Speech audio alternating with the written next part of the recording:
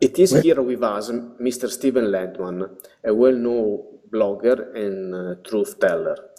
Good morning, Mr. Lendman, and welcome. Yes, good morning, Constantino. My first question for you is this. Why did you become a blogger? Well, I began accidentally, Constantino. I consider myself a writer and an author. I never planned to do this. I had a formal working life that was much different than what I'm doing now. And when I retired, I was in small family business. When I retired at the end of 1999, I'll be 84 in a few days. I had no idea what I would be doing. I never had a home computer until I was age 71. I retired at age 65. My daughter convinced me to get a computer. I had no idea that getting it would change my life. But when I retired, I began reading voluminously, and my treasure is my book collection. I read 3, 4, 5 books a week, month after month after month, and I bought most of them either new or secondhand. And anybody who would see my apartment would see I have an awful lot of wall space taken up with bookcase with these wonderful books in them. Some books going back before I began writing, including some I had when I was back in school, but mostly the books I began reading in retirement, or maybe just around that time. A good many of the authors of these books became my personal friends when I began writing, when I began hosting my radio program that I did for a good number of years until a couple of years, from 2006 until about 2 years ago, when it got to be too much for me. So I gave that up to focus on my writing. But I began writing by accident. I first sent an email, a very long email, to an author of a book whose book I read, praising him, discussing the book, and he surprised me. He asked me if I would post what I wrote on Amazon, to do a book review on Amazon. I couldn't send it as an email, so I rewrote it into a short article praising the book. And I sent it to a few websites, and several posted it for me. That got me to think about writing some more. My first real article was in August 2005, 13 years ago, after Hurricane Katrina in New Orleans. And I was appalled by what was happening to the people there, ethnically cleansing them, getting them out of their neighborhoods that the developers, the real estate developers, wanted to use to build a high upscale projects, residences, resorts, whatever. These people were flooded out, and many of them never came back again. And the US government was in cahoots with the developers and the local authorities, and New Orleans has never been the same since. Well, I wrote about Katrina.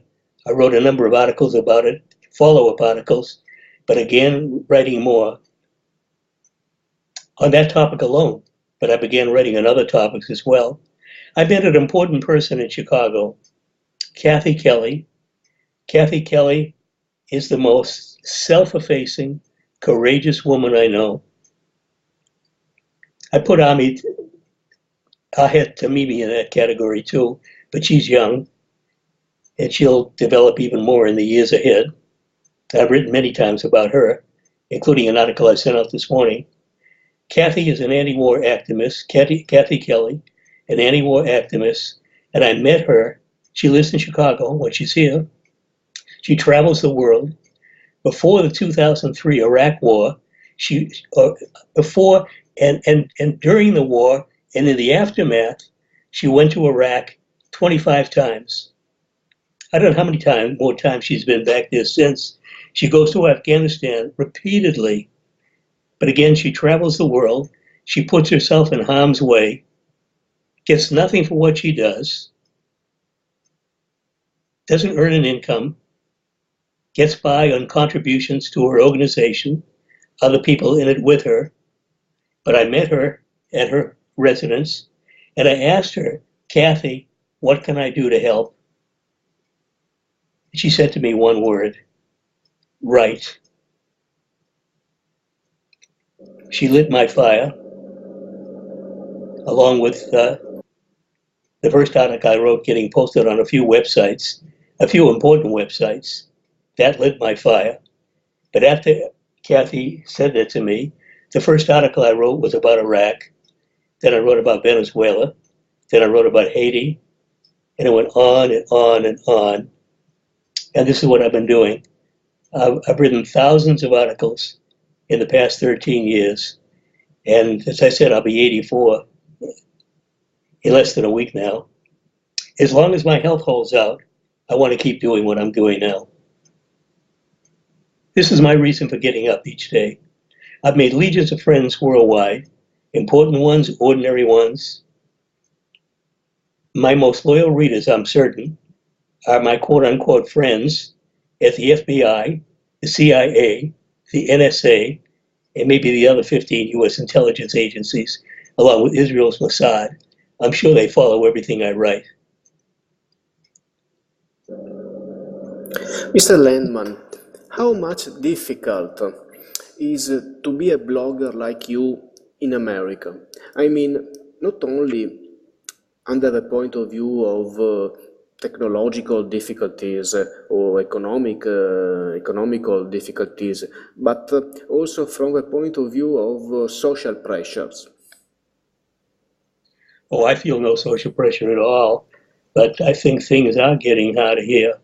We see what's going on. I wrote 3 articles in the past few days on a war going on dissent in America, wanting censorship of material like I write. It's very prominent online. That's the key, censoring it online. To censor it in written form in publications, that's pretty minor compared to, I mean, I've been published in print publications, but that's a minor compared to online material. I have my own website, stephenlendman.org. I get posted on many websites.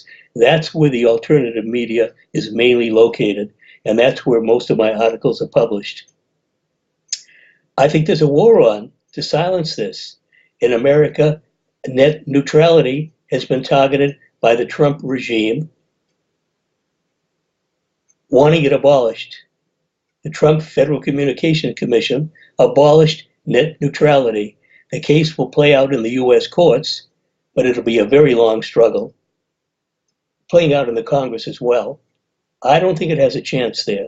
I think the only possibility to overturn what Trump has done is through the courts, but the federal courts are so right-wing, I doubt this will happen. So net neutrality could be dead. And what does that mean? It means corporate telecommunications companies and cable companies can charge users like me more, and they can control content more than they do it already. This is very serious stuff. So they'll begin very slowly, but as they incrementally increase their harshness, then people like myself can be threatened. I mean, I could be threatened in other ways too. I could be charged with threatening U.S. national security. I mean, there are many police state laws on the books in America. I mean, what I do could be equated with terrorism, with incitement, and with endangering national security. I and people like me. Hasn't happened yet, but it could. I asked a law professor friend of mine, what do I do if the FBI comes by and wants to see me? He told me 2 things. I asked him this twice. The first time he said, if they knock on your door, ask them if they have a warrant. And then he said, if they have a gun, do whatever they tell you to do. But the second time, he told me what was most important. If they ever come to me and want to talk to me, his advice was, say nothing. Say nothing. Meet them, look them in the eye, say nothing. As the saying goes in America, anything you say can be used against you. They can twist my words and turn it out, make it sound any way they want it to sound. So if the FBI ever does call me, I'll say absolutely nothing. I have nothing to say unless I'm represented with me, side by side, with an attorney. I ask, recently, famous alternative bloggers have been silenced by YouTube, Apple, Facebook, and to a lesser extent by Twitter. I think to the case of InfoWars, for example. Are you not afraid of doing the same end? Oh, yeah, I'm not afraid about being deleted from Facebook. I was deleted once. This was about 2 years ago. I mean, I wrote about InfoWars and the Ron Paul Institute and the anti-war editor, antiwar.com editor. Uh, 2 years ago, Facebook deleted me, wouldn't let me post anything. It lasted a month or two. They asked me to delete some content that I wrote, and I refused. So they took me down, and I wrote an article about it and got it blasted all across the internet. I mean, I accused them, blasted them for what they did to me. Well, they could do it again. I don't put anything up on Twitter. I used to. I don't put anything up on Twitter anymore. I simply left a comment where people can read my articles. They can go to my website and read my articles. Once in a while, I might put a comment up on Twitter, but I don't use it very often. But I do post my articles on Facebook, and I've noticed that they delete some of them. And I've complained about this online, and I'll do it again. When I put up a comment they don't like, they delete it. Well, they could delete me and prevent me from ever posting another article again. I don't care about that. What I do care about is if they come after my website. Facebook can't do it. Authorities in Washington can do it. If they want to take down my website and come after me for what I say, that's a great concern. That's waging a war. That's the state waging a war on dissent, which would endanger me and everybody else who does what I do. That's a very serious issue, and it's something I worry about. I, in writing, have called America a police state, which is what it is, and I can prove it in black and white. So they might come after me and want to silence me. It's a terrible situation in America. The same thing is happening in Europe, in Britain, in France, some other countries, maybe in Italy as well. So, Mr. Lendman, what is today censorship in America? Home of freedom of speech? Well, America's First Amendment, that guarantees free expression, is the most important one. First Amendment of the Constitution. It's the most important one, without which every other right Americans have are threatened. All other rights are threatened. Well, speech is threatened in America. Speech, media, and academic freedoms in America are threatened like never before. It's getting worse, not better. It's not just the Republicans. It's what I call the undemocratic Dems who are as bad as the Republicans. It's a bipartisan conspiracy against fundamental freedoms in America. You can see it in the laws that are passed. You can see it in Russophobia, Russiagate, the phony accusation of Russia interfering in the US election, and all the other phony accusations against Russia. And I've been called a Russian agent because I expose the lies and I support what Russia does when it's responsible. I've supported Vladimir Putin in the policies of his that I think are responsible. He's anti-war. He's for cooperative relations among all nations. And these are good things, and I support them. And America is the exact opposite of this. America opposes these things. So I oppose what America stands for. Mainly it's endless wars. Yeah, I'm vulnerable, Costantino. They could come after me and shut me down. They could do worse than that. Mr. Lendman, not everyone has the bravery, the courage to criticize a public truth or just to read the criticism of other people. So, the question is this. Today, many people have become a herd of sheep. Well, I think most Americans go along with the system. I think maybe there are three kinds of Americans. You get the Americans who go along, maybe not really knowing how bad things are overall. I mean, they may know that they don't earn enough money, they're struggling to get by, but they'll support either the Republicans or the undemocratic Dems. Maybe that's about half the country. I really don't know. When America has elections, about half of registered voters turn out to vote. I haven't voted in years, in decades, because what do I have to vote for? I have nothing. There are other Americans who oppose the system who do nothing about it. They're upset. They know they're being cheated. They're being ill-served, but they do nothing. They may complain to friends, but what good does that do? And then there are other Americans, which are a minority, and hopefully I'm in that minority, that are very concerned about the things going on and do something about it. Well, I'm trying to do something about it, Constantino, through my writing, through my interviews when I have them. I get asked a fair number of times. When I had my own radio program, it was truth-telling right down the line. The toughest, the most controversial issues, world and national issues, and we went at them in free and open discussion, no holds barred. I gave it up because it was too much for me. But when I'm interviewed, no holds barred again. I'll say what I believe is right, and I'll say it without compromise. Does this possibly get me in trouble? It could. I can't explain the motivation why I do this. I'm just upset because things are wrong, and my country is doing so much harm to so many people at home and worldwide, and I simply can't tolerate this. I mean, everything I do is nonviolent. I don't believe in violence, but I believe in what I'd love to see happen, and that would be a nonviolent revolution in America, changing the system. It wouldn't take a majority to do this. It would just take enough committed people to decide we're not going to take this anymore, and we're going to do something about it. Like the courageous people in Gaza, Constantino. They are out there every week getting shot, getting killed, getting maimed. And yet they keep coming out every single week. 20 consecutive Fridays and some days in between, they've been out there, including yesterday. And I don't think they'll stop.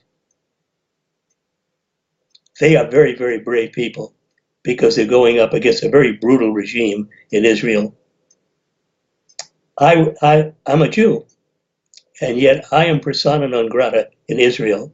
If I came to Israel, I would be stopped at the Ben Gurion airport. I would be very brutally interrogated, maybe for a day or two. They'd make me suffer. They'd withhold food and water, and then they'd boot me out of the country, even though I'm Jewish. And one of the Israeli laws is that any Jew in the world can automatically become a citizen of Israel. Well, if they wanted to make me a citizen, obviously I would decline. I don't want to be a citizen of a rogue state. I'm embarrassed to be a citizen of America. Embarrassed and ashamed. I'm too old to leave, Constantino, so I'll be here. If I left, the problem would be, where do I go? What country is a good country to go to? Not only that, where could I be safe?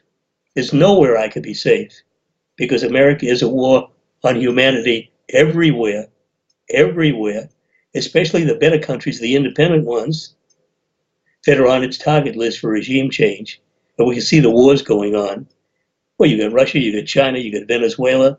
Venezuela was a marvelous country until half a dozen years ago, when things got very intense by America. And now the country is just ravaged, the economy ruined, inflation off the charts, and the people suffering because of U.S. policy, not because of bad governance. The governance could be better, but it's not because of bad governance, because of U.S. economic and political war, doing so much harm to the people. I just hope they hold out and don't cave in. I have a last question for you, Mr. Landman. The question is this. What future do you see for the United States and for the world? I see a very bad future. I don't see anything good in prospect. America is a different country today than the one I grew up in.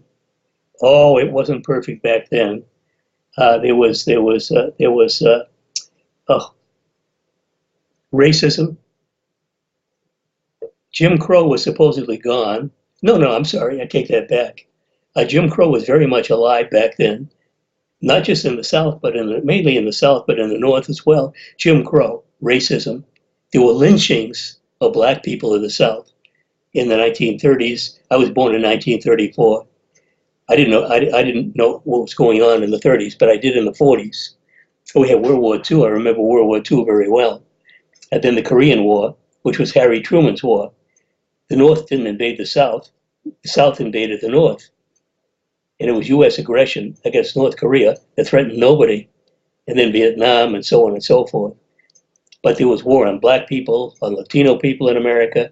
There was homophobia in America. There was plenty wrong with America. And yet then, compared to now, for me, was night and day. America is unsafe. For me, America was safe and livable back then. Today, America is unsafe and unfit to live in. When people like me, committing no crimes, can be called on by the FBI, or can be charged by the FBI, can be arrested.